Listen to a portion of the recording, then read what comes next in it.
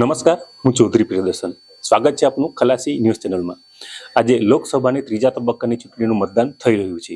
આજે ગુજરાત સહિત કુલ 12 રાજ્યોમાં 94 બેઠકો માટે મતદાન થઈ રહ્યું છે. ગુજરાતમાં સુરતની સીટને બાદ કરતા ટોટલ 25 સીટો પર આજે મતદાન થઈ રહ્યું છે. જ્યારે વલસાડ ડાંગના ઉમેદવાર તરીકે અનંત પટેલે આજે આગવા અંદાજમાં તેમણે મતદાન કરવા માટે ગયા.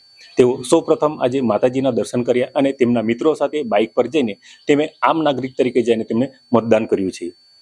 જ્યારે વાંસદા ડાંગના ઉમેદવાર તરીકે ધવલભાઈ પટેલ વિશે તેમને અનંતભાઈને પૂછવામાં આવ્યું કે તેઓ ક્યાં મતદાન કરશે, એ સવાલ પૂછવામાં આવ્યું ત્યારે તેમણે શું કહ્યું એ જોઈએ. સંવિધાનની બુક લઈને સાથે જઈને મતદાન કરવા પાછળનું કારણ આપણા જીજે દેશી ન્યૂઝના એડિટરે તેમને પૂછ્યું ત્યારે તેમણે શું કહ્યું એ જોઈએ. આજે લોકસભા 2024ની મતદાનનો દિવસ છે, ત્યારે વલસાડ ડાંગ લોકસભાના ઉમેદવાર તરીકે અને સંવિધાનને બચાવવા માટે તેમજ જળ જંગલ જમીનની સાથે અહીંના અન્ય સ્થાનિક પ્રશ્નોના માટે મતદાન કર્યું છે. અને હું સર્વે મતદાતાઓને અપીલ કરું છું કે જેવી રીતે જળ જંગલ જમીન બચાવી છે, એવી જ રીતે આ ચૂંટણીમાં સંવિધાન બચાવવાનું છે, લોકશાહી બચાવવાની છે, લોકતંત્ર બચાવવાની છે. એટલે મને મત આપે. અનંત પટેલ અત્યાર સુધી લોકો માટે, પ્રજાના પ્રશ્નો માટે લડ્યો છે, ત્યારે હવે અનંત પટેલ માટે મત આપી, આશીર્વાદ રૂપી મત આપી એને જ્વલંત વિજય બનાવો, એવી જ તમામ મતદાતાઓને શુભેચ્છા. સંવિધાનની બુક લઈ આજે તમે અહીંયા આવ્યા છો, એના માટે કોઈ ખાસ કારણ? ખાસ કારણ તો એટલું જ છે કે લોકસભા 2024ની ચૂંટણી છે અને કેટલાક આગેવાનો, કેટલાક સાંસદો એવું કહે છે કે અમે 400 ને પાર જશું એટલે સંવિધાન બદલી દેશું, પરંતુ અમે સંવિધાન બચાવવા વાળા યોદ્ધા છે. અબ તક જલ જંગલ જમીન બચાઈ હે, અબ હમ સંવિધાન ભી બચાએંગે ના નારા સાથે અમે સંવિધાનનું પુસ્તક લઈને મતદાન કરવા આવ્યા. આજે એક તમે નવા અંદાજમાં જોવા મળ્યા કે તમે બાઇક ઉપર પહેલા સૌપ્રથમ મંદિરે ગયા અને ત્યારબાદ બાઇક ઉપર જ તમારા મિત્રો સાથે તમે અહીં મતદાન કરવામાં આવ્યા. ઉનાઈ માતાજીના ધામમાં પ્રસાદી વેચીને હું મોટો થયો છું, એટલે સામાન્ય રીતે માતાજીના દર્શન કરવા હું જતો જ હોઉં છું અને દર્શન કરીને સીધો મતદાન કરવા માટે આવ્યો.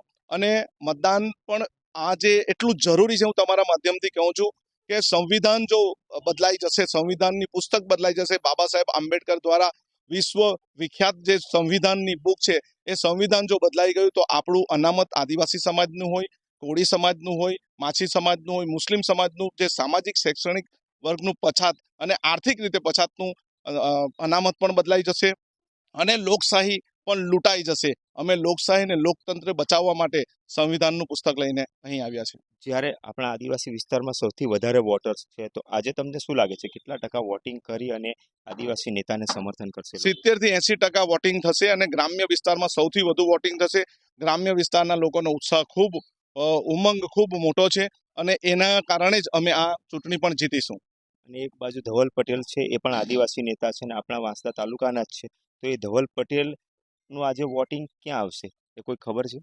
ધવલ પટેલ એણે શું કર્યું, શું નથી કર્યું, ક્યાં રહી છે, તે તો હજુ સંશોધનનો વિષય છે. એ ઘડીકમાં કહે છે, એના પુસ્તક લખ્યું, એમાં લખ્યું છે ચીખલી નવસારી અને અહીં એમ કહે છે કે વાંસદાના ઝરીના છે.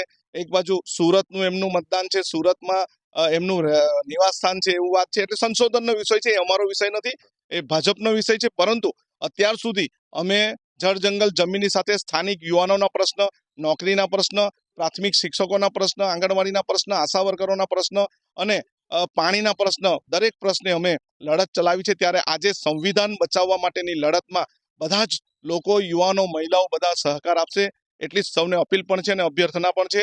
અમે આ ચૂંટણી ભારે મતદાનથી જીતીશું.